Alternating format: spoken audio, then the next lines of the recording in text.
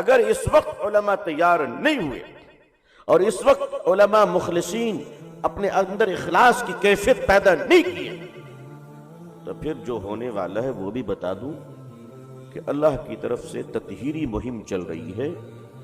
مومنین اور مخلصین بچ جائیں گے، منافقین سب چھانٹ دیے جائیں گے، چھانٹ دیے جائیں گے. آدمی جنگل میں بیٹھ کر اللہ سے ڈرے گا، وہ اللہ کا ولی بنے گا. مکے اور مدینے میں بیٹھ کر اگر اس نے خلاف ورزی اور بغاوت کی تو وہ وہاں بھی اللہ تعالیٰ کی نظروں میں راندے درگاہ ہو جائے گا. سوال یہ نہیں اٹھتا ہے کہ کون کس ادارے سے فارغ ہے، سوال یہ اٹھتا ہے کہ اس کے اندر اخلاص و للہیت کی کچھ رمق باقی ہے کہ نہیں ہے. اگر باقی نہیں ہے تو ہم نے بڑی بڑی صلاحیتوں کے لوگوں کو دیکھے ہیں، تاریخ میں بھی دیکھا ہے اور آج اپنی نظروں سے بھی دیکھ رہا ہوں. تاریخ میں ہم نے ابو الفیض فیضی کو دیکھا تھا، اتنا بڑا عالم کہ فارسی کے غیر منقوط حروف کے ذریعے اس نے پورے قرآن کی تفسیر لکھ ڈالی. لیکن بہکا ایسا، گمراہ ایسا کہ شراب کو حلال کرنا چاہا، دین الہی بنائی، سود کے جواز نکال لیے. آخر اپنی جھوپڑی اور خانقاہ سے اگر کوئی نکلتا ہے تو وہ مجدد الفسانی نکلتے ہیں، گردن پکڑتے ہیں اور کہتے ہیں او سند یافتہ مولوی، میں جانتا ہوں کہ تیری نسلیں بھی تربیت سے غافل ہیں، اور پھر جو تعاقب کیا ہے تو اکبر دین الہی سمیت اپنی قبر میں جا گھسا. میں ایسے اداروں کو جانتا ہوں، لوگوں کو جانتا ہوں کہ درجے چہارم میں پڑھنے والا طالب علم دوسرے مدرسے سے افتاء مکمل کر چکا. یہ لطیفہ واقف ہے کہ نہیں آپ لوگ؟ ارے بھائی ہو رہا ہے کہ نہیں ہو رہا ہے؟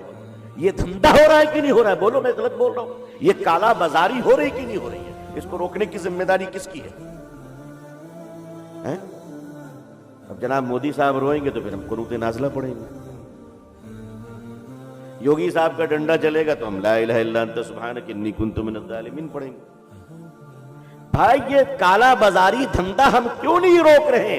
آج کیا وجہ ہے کہ ہمارے طباعت اور پرنٹر پریسوں میں دینی کتابوں سے زیادہ چندے کی رسیدیں چھپ رہی ہیں؟ کیا وجہ ہے؟ حالات ہمارے بد سے بدتر ہوتے چلے جا رہے ہیں، حالات ہمارے بد سے بدتر ہوتے چلے جا رہے ہیں، کتابوں سے زیادہ رسیدیں چھپ رہی ہیں. اور چہارم میں پڑھنے والا طالب علم افتاء کی سند لے کر گھوم رہا ہے. دینے والا، وہ سند دینے والا کوئی انجینئر نہیں ہے، کوئی ڈاکٹر نہیں ہے، ہمارے اور آپ جیسا مولوی ہے. آج کل سوشل میڈیا پہ کچھ مفتیان کرام ہیں، معلوم کیا تو وہ آن لائن مفتی ہیں.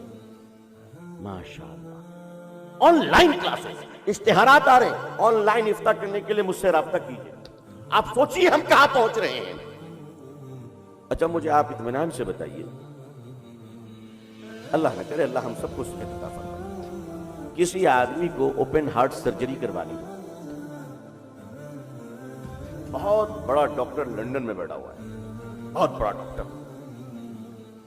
اس نے کہا آپ گھبرائیے مت، آپ احمد آباد میں رہیے، آن لائن میں آپ کو آپریشن کروں گا. کہا کیسے؟ کہا لندن میں میں رہوں گا، آپ ایک اچھا کاٹنے والے کو بلا لیجیے. محلے محلے میں مرغی کی دکان لوگ کھولے ہوئے، دل کلیجی دل سب نکالنے کا تجربہ بولو ہے نہیں. اس سے زیادہ قصائی کو بلا لیا، کہا سب کاٹنے کا تجربہ ان کو اچھا ہے. کہا ٹھیک ہے. کہا آپ کا بیٹا گریجویٹ ہے کہاں؟ کہا اس کو کہیں یوٹیوب کے سامنے کھڑا رہے، جیسے ایسے بولو کرتا رہے. کہا اس کے بعد سلائی کے لیے اچھے آدمی کو بلائیے گا. کہا ارے بازو میں لیڈیز ٹیلر کتنا اچھا فینسنگ سیتا ہے، اسی کو بلا لو. جب وہ بلاؤز سی سکتا ہے تو ہمارا دل کیوں نہیں سی سکتا؟ آن لائن سرجری پھوکٹ میں بھی کوئی تیار ہوگا؟ مرنے کو کون تیار ہوگا؟ یہ جو آن لائن افتاء چل رہا ہے، یہ دیکھنے کو تو ٹیکنالوجی سے استفادہ ہے، مگر اس کا نقصان یہ ہے کہ ہم سب بے فیض ہو جائیں گے. بے فیض ہو جائیں گے. بے فیض اور بافیض میں فرق یہ ہے، اپنی ماں اور سوتیلی ماں. اپنی ماں کے گود میں پرورش پانا اور سوتیلی ماں سے استفادہ کرنا. تھوڑا اور سمجھ لیجئے, بے فیض اور بافیض کا مطلب یہ ہوا اپنی ماں کا دودھ پی کر بڑا ہونا اور نہیں تو ڈبے میں امول کا دودھ پی کر بڑا ہونا. ظاہر ہے کہ جس نے ڈبے کا دودھ پیا وہ ماں کی فضیلت کو کیوں تسلیم کرے گا؟ وہ گجرات کی آنند کی فضیلت کو تسلیم نہیں کرے گا. آنند ملک یونین لمیٹڈ امول ہے نا بھائی, وہ اس کی فضیلت کو تسلیم کرے گا. وہ ٹھیک ہی کہتا ہے میری اصلی ماں گائے ہے. بیچارہ غلط کیا کہہ رہا ہے؟ اس لیے کہ ماں کا دودھ پیا ہی نہیں. دیکھیے بولنے والا غلط نہیں بول رہا ہے, ہماری ماتا گاؤں ہے. وہ گاؤں ماتا غلط نہیں کہہ رہا ہے, اس لیے کہ اس کو اپنی ماتا نے دودھ پلایا ہی نہیں. تو بیچارہ ڈبے کا دودھ پی کر بڑا ہوا ہے.